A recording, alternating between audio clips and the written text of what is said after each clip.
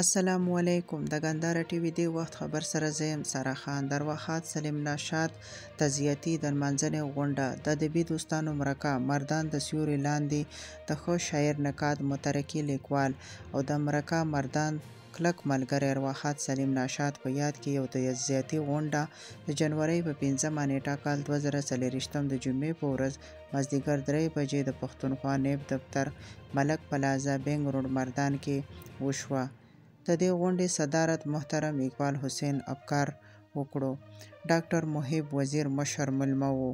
په سټیج ناستو مېلمنو کې پروفیسر ګوهر نوید، ډاکټر یوسف یوسفزی، محترم فیض الوهاب فیض، د ارواښاد ورور طاهر خان، د ارواښاد نږدې ملګری منجور خان موجود وو. ښاغلي سید حبیب ساجد صاحب خصوصي ګډون وکړو. د تلاوت سعادت ابراهیم ملنګ حاصل کړو. نعت شریف شهاب شاد صاحب د نظامت چارې رخسار علي رخسار ترسره کړې.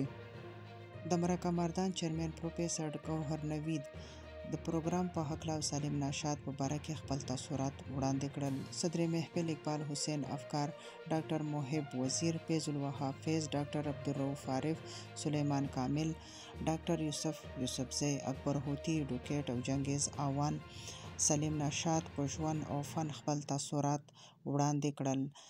محترم مهر اندیش نور رحمن سحر ارواښاد ته د عقیدت پرزونې وړاندې کړې. ښاغلي ساحل یوسفزی سلیم نشاد لیکلې خپله خاکه فاتح خان وړاندې کړه. په پروګرام په اخره کې د ارواښاد سلیم نشاد په حق کې یو اجتماعي دعا وغوښتل شوه. دا و د نن ورځې خبرونه. د نورو خبرونو لپاره زموږ چینل لایک او سبسکرایب کړئ. د الله په امان.